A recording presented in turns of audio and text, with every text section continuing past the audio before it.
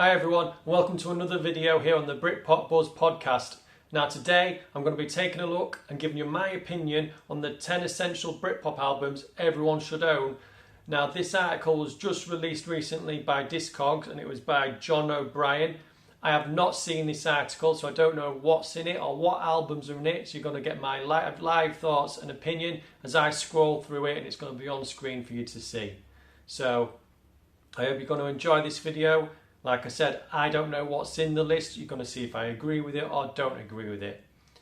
Now please, I just want to say, if you haven't seen my video on the 10 records to start a Britpop collection, the link to that will be in the description down below. Please go check that video out. That's my own personal thoughts on what records you should go to first if you are just starting out in Britpop and picking up a few bits and pieces for the first time. Before we go any further, I just have a small favour to ask of everybody.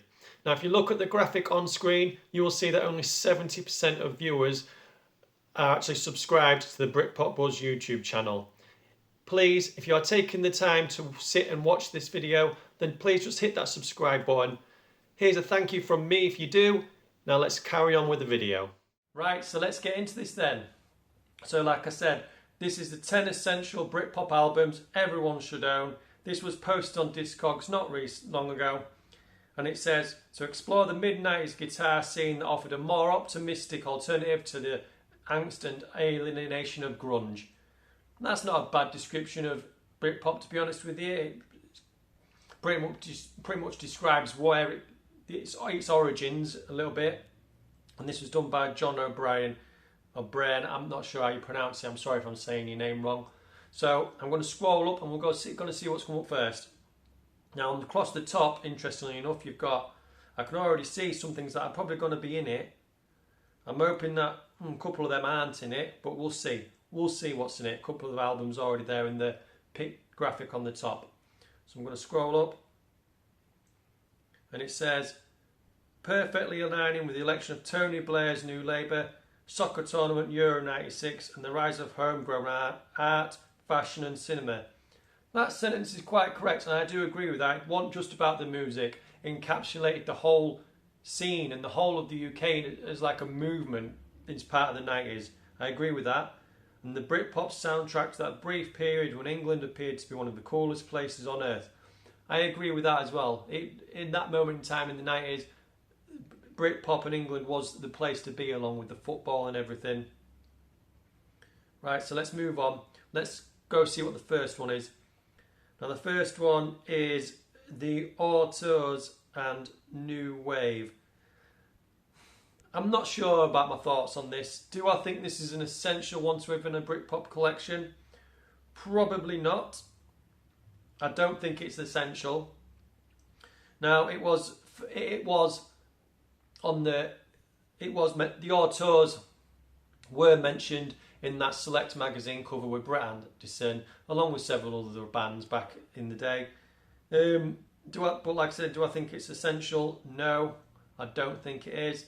What does it say about it? Although famously hailed as one of its progenitors. Yeah, the Autos. Luke Haynes he hates Britpop. If he saw this, he would be having a right fit.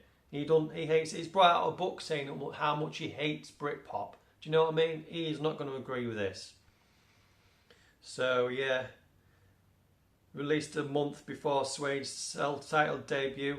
When you put sentences like that, when Suede's self-titled debut is considered the first Britpop album, when this is put in this list in this format, it's basically retconning that fact that it's basically saying that this is the first Britpop album when it's not. Suede's debut album is the first Britpop album, not the Autos New Wave.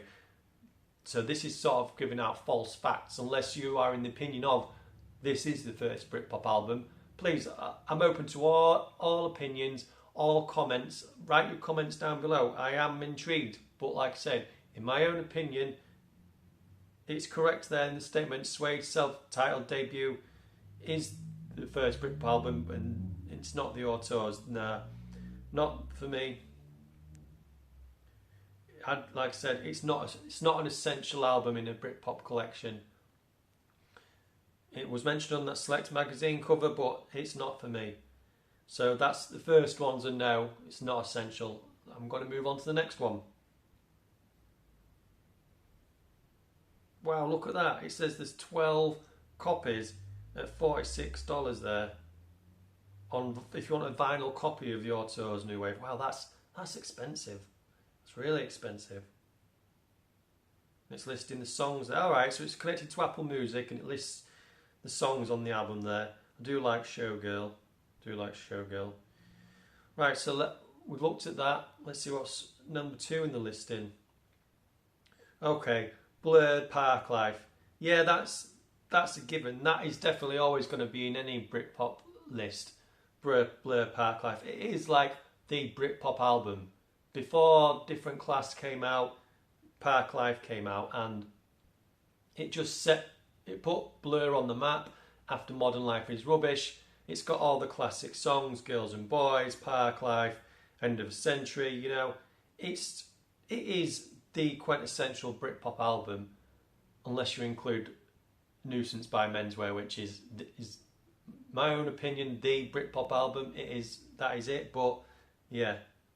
Blur Parklife, it has to be in any Britpop collection. If you don't have Blur Parklife, it's not a Britpop collection. So yeah, I agree with that. Could go in, yeah. What does it say there on the side? It says there on the side. So a 2018 vinyl copy is available for $35. It's crazy, but that's actually a good deal. That is a good deal, I think. Compared to, this is modern pricing, so yeah. Let's move on. Okay, yep. Elastica's self-titled, 1995. Yeah, I agree with that, definitely. Can't go wrong, you know. Justin Frischman, love it. It's that guitar-driven album of the 90s. You know, it's not poppy in any sense of the word. It's punky, and like I said, guitar-driven. It's rocky. You know, like it says here at the top, while the likes of Lush, Echo Belly and Sleeper all made an effort, Elastica was the only female-fronted band that successfully accessed the men's club. That was the Britpop elite. Yeah, I suppose yes and no, because I feel like Sleeper did knock on the door. They were practically banging that door down. Especially Sleeper's second album. That is, like I've already said, that is a classic Britpop album. Definitely, it's maybe. Do I feel it's up there with Elastica's album? Yeah, maybe it is. In my own opinion, maybe it is. But yeah, this is another album that is warranted and definitely guarantees a place on this list. Let's have a look. A 2017 vinyl copy is available for $35. Check that out.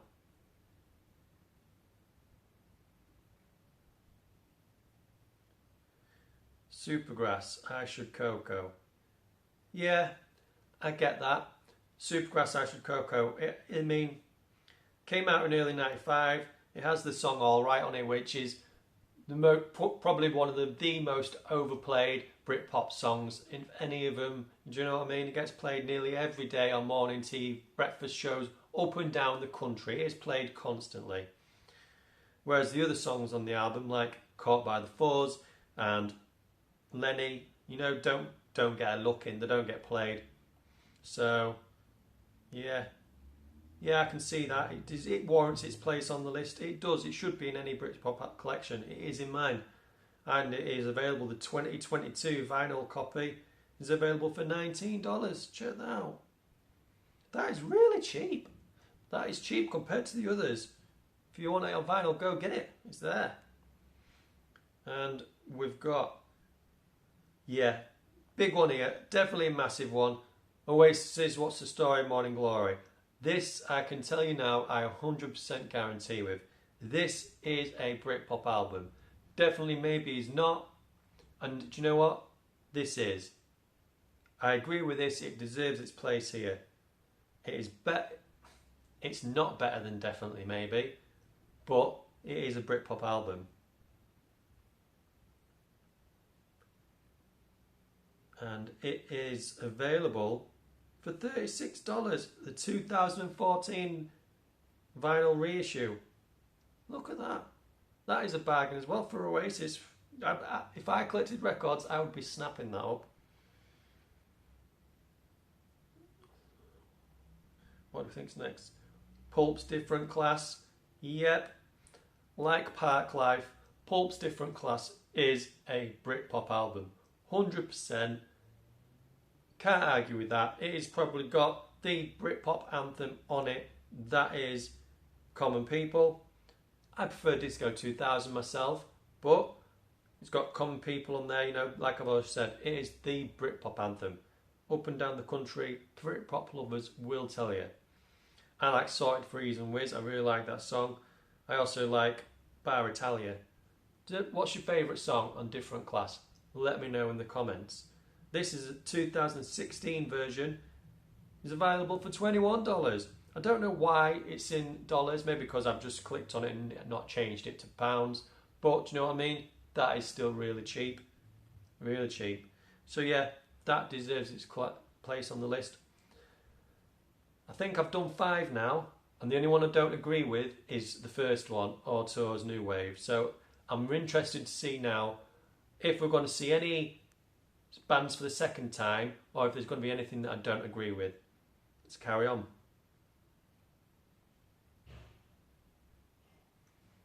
Wow, that surprises me. You've got Suede coming up.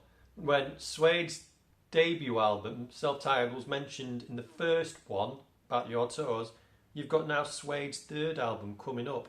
And I suppose, in reality, I agree with its placing, and it does deserve to be in every Britpop collection. Do I think it's an essential Britpop album? Maybe not. I would put the first one definitely as an essential Britpop album, the Self-Titled. This would maybe make my top 15 or top 20. Make my top 10? Not particularly. I don't think it would. It is full of bangers, don't get me wrong. It is full of great songs. Beautiful Ones, Trash, Film Star. You know what I mean? It's got some great mid-90s songs. But I think it would personally make my top 15 or top 20. It would not necessarily make my own top 10. And look at that. It is available on vinyl for the 2 from 2014 for $16. That's insane. That's well cheap. I'm going up. I've already scrolled up there, so I creep up the bottom. Manson, Attack of the Grey Lantern. Yeah. Nah, this isn't as... Same as coming up. I feel this would make my top 15. Actually, I think coming up would be higher in the listing than this. This would be my top 20. It won't make my top 10. It wouldn't be my top 10 essential. It'd be my top 20. Definitely. It is. This is considered a Britpop album. Do you know what I mean? I've had that video is on my channel if you haven't seen it. Me and Britpop Memories from Twitter, X, discuss what is a Britpop album. We talk in length about this album by Manson, Attack of the Grey Lantern. Please go check that out if you haven't seen it. And yeah, this is a Britpop album. It deserves its placing on a list of Britpop albums to own, but it wouldn't make my own personal top 10. I feel at this moment in time. It would make my top 15, top 20. But you can't go wrong with songs like Tax Loss, you know, Dark Mavis, Stripper Vicar. I do like Stripper Vicar, yeah. Right, moving on. Oh, sorry. 2022 vinyl issue, $25. Bargain. Moving on. The Verve Urban Hymns. I have a thingy with the Verve. I like the earlier albums, and I see everyone loves this album from 1997, so it still falls in that Britpop category. Yeah, I can't say no. It has to be it is an essential Britpop album, and I would probably put it in my top 10. It would go in my top 10. And it is full of bangers. Bittersweet Symphony, Sonnet, The Drugs Don't Work. You know, it is full of great songs. It deserves its place on this list.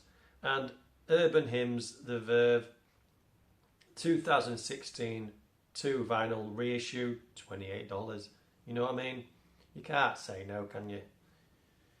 So we're doing well right now. I'm actually very confident and very happy with this list, apart from a couple that I would push outside the top 10.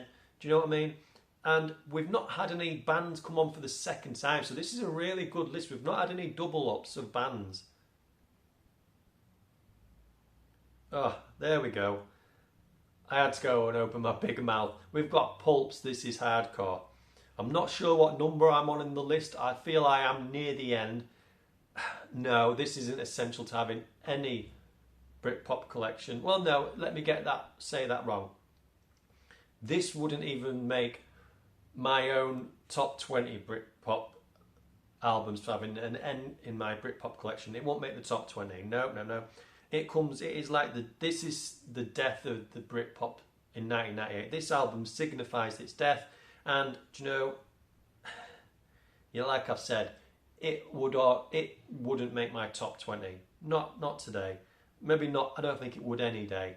There are 20 different albums I would put to have in your Britpop collection before I put Pulp's This Is Hardcore. Not for me. And the 2016 version is $26 on there. But like I've said, it's not essential. Not essential at all.